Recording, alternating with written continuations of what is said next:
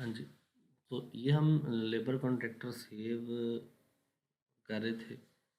यहाँ पे जो लास्ट वीडियो के अंदर जहाँ तक इशू था, अच्छा ये 5 लाख जो है उसको हमने कंज्यूम नहीं करना, ये जो एडवांस पेड है इसी को ही कंज्यूम करना है। अब यहाँ पे हम सेव कर रहे हैं तो ये जो इशू आ रहा है ये इसलिए आ रहा है कि हमने ये अमाउंट तो बना दी है लेकिन इसको कार्ड के अंदर ऐड नहीं किया।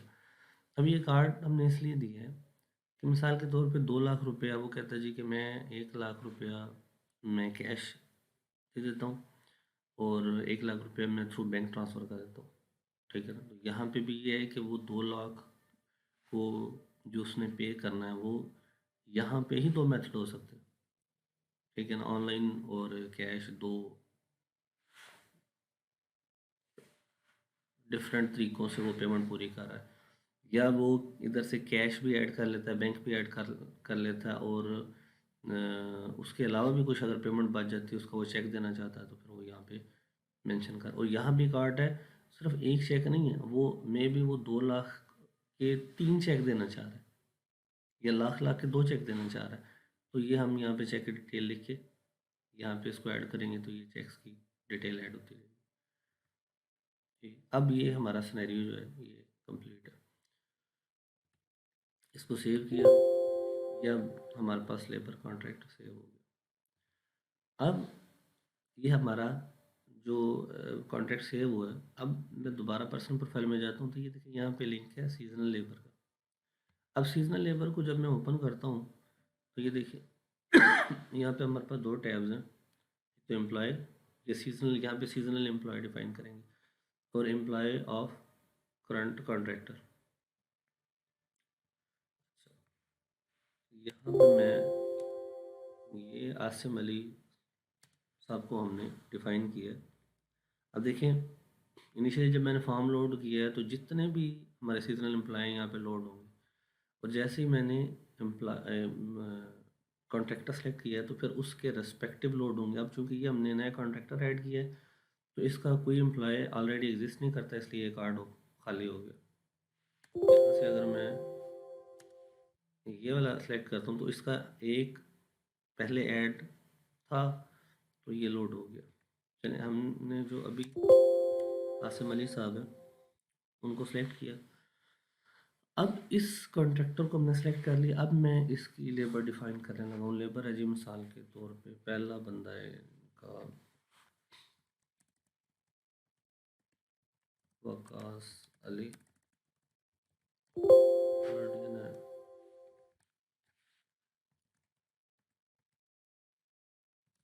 Waqas Ali, date of birth आप कर लें मेंशन, सेल नंबर कर लें, डिपार्टमेंट यहाँ पे है ऑप्शन, ये एक नॉन डिपार्टमेंट या ओवरऑल इसको असाइन कर सकते हैं। लेकिन चूँकि हमारे पास ये जो सीजनल एम्प्लॉय है यही प्रोसेसिंग में भी बिलोंग करते हैं, परचेज में भी बिलोंग करते हैं। अगर तो ये कोई फिक्स नहीं है तो हम एक नॉन डिपार्टमेंट डिफाइन करके या एक ओवरऑल के नाम से डिपार्टमेंट डिफाइन करके उसके अंदर इसको रखते रहेंगे। और अगर ये स्पेसिफिकली परचेज या प्रोसेसिंग या इस तरह किसी डिपार्टमेंट से बिलोंग कर रहा है सीजनल एम्प्लॉय तो फिर हम उसको कर लेंगे, सेलेक्ट कर लेंगे। ठीक है ना। अभी मिसाल के तौर पे मैं कहता हूँ जी कि मैं एक कहता हूँ जी कि इसका डिपार्टमेंट में नन कर देता हूँ। आप इसको ओवरऑल लिख लें। इसको मैंने सेव कर दिया, ये मैंने सेलेक्ट कर दिया।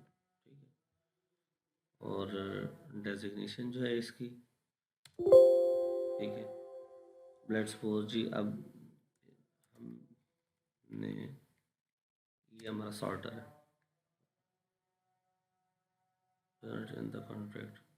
कहते जी कि सॉर्टर जो डेजिग्नेशन है ना वो कॉन्ट्रैक्ट के अंदर प्रेजेंट नहीं है, तो आप क्या इसको कंटिन्यू करना चाहते हैं या नहीं। ठीक है, मैं कहता हूँ जी कंटिन्यू करना चाहता हूँ।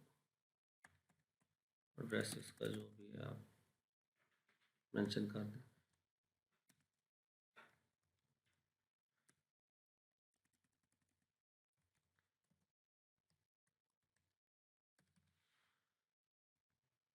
इसको मैंने सेव किया, ये हमारे पास एम्प्लॉय लोड हो गया। अब मैं जाके व्यू करता हूँ तो ये मेरे पास ओवरऑल जो एम्प्लॉयज़ हैं वो लोड है। मैं अगर इस कॉन्ट्रैक्टर को सिलेक्ट करता हूँ तो इस कॉन्ट्रैक्टर का जो एम्प्लॉय है ये लोड हो गया। इस तरह इस कॉन्ट्रैक्टर के, चूँकि हमने कॉन्ट्रैक्ट के अंदर 50 एम्प्लॉयज़ डिफ़ाइन किए हैं कि इस कॉन्ट्रैक्टर के साथ जो हमारा कॉन्ट्रैक्ट हो वो 50 एम्प्लॉय देगा, तो 50 एम्प्लॉय आपको एक दफ़ा में दे, वो आपको इंक्रीमेंट्स में दे, ठीक है ना। ये आपके पास फुल फ्लैज यहाँ से इसको ऐड करने की ऑप्शन मौजूद है। ये F1, press F1 to search और अपडेट, ये मैंने F1 किया, ठीक है। यहाँ पे ये वकास अली मैंने ऐड किया था। अब इसका मैंने कोई पैरामीटर मैंने चेंज करना, मैं चेंज कर सकता हूँ, चेंज करके इसको अपडेट करूँगा, ये अपडेट हो जाएगा। ये अब देखिए हमारे पास लेबर कॉन्ट्रैक्टर था, वो ऐड हुआ, उसके बाद लेबर कॉन्ट्रैक्ट बना। लेबर कॉन्ट्रैक्ट बनने के बाद हमने सीजनल लेबर डिफाइन की।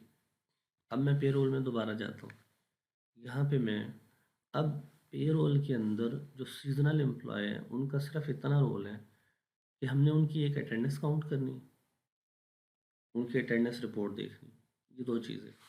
उनकी कोई सैलरी मेकिंग का प्रोसेस नहीं है, उनकी कोई सैलरी जनरेशन का प्रोसेस नहीं है, उनकी सैलरी पेमेंट का यहाँ से प्रोसेस नहीं है। ये सारी बाकी की चीज़ें आपकी रेगुलर एम्प्लॉयज़ के लिए, ना उनको कोई आपने कोई एडवांस सैलरी देनी है।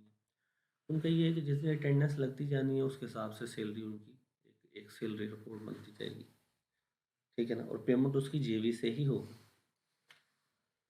यहाँ पे सीजनल एम्प्लॉय की एक्टिविटी सिर्फ ये है कि आप उनकी अटेंडेंस देख सकते हैं और अटेंडेंस रिपोर्ट देख सकते हैं।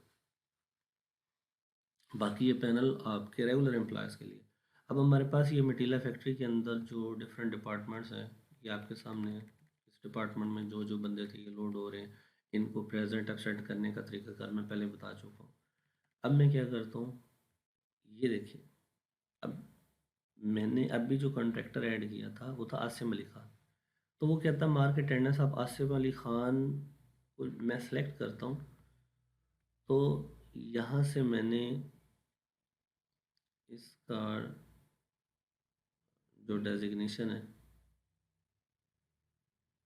वो सिलेक्ट की थी सॉर्टर, ठीक है। मैंने सॉर्टर सेलेक्ट किया था तो ये मेरे पास सॉर्टर ओपन हो गया।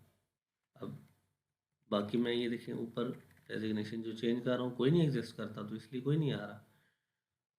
मतलब ये है कि आप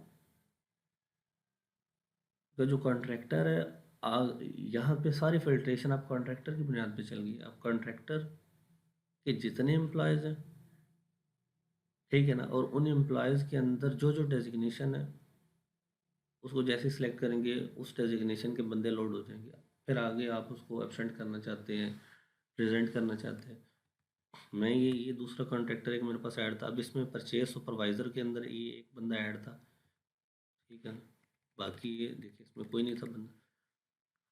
तो 50 एम्प्लॉयज़ हैं, आपने जब 50 एम्प्लॉयज़ डिफाइन करेंगे उनकी जो भी 2 3 4 डेजिग्नेशन हैं उसमें साइन करेंगे, तो ये आपका एक बड़ा अच्छा एक सिमेट्री के अंदर डाटा पॉपुलेट हुआ हुआ इधर आपको नज़र आएगा। खैर हम कि आसिम अली ख़ान साहब जो थे उनको हमने किया, ये थे सॉर्टर, ये लोड हो गए, ठीक है जी। यहाँ पे हम इनकी मार्क अटेंडेंस करते हैं तो ये देखिए ये प्रेजेंट हो गए। अब मैं इसको क्रॉस करके अटेंडेंस रिपोर्ट चेक करता हूँ। तो पहली बात तो ये है कि मैं देखना चाहता हूँ फरवरी के अंदर मटीला फैक्ट्री के एम्प्लॉयज़ की मैं व्यू करता हूँ। तो ये देखिए ये जो हमारे पास ये फैक्ट्री एम्प्लॉयज़ थे वो जिस डेट को प्रेजेंट थे, जिस डेट को एबसेंट थे, ये उनकी डिटेल बनती जा रही है हमारे पास। मैं अगर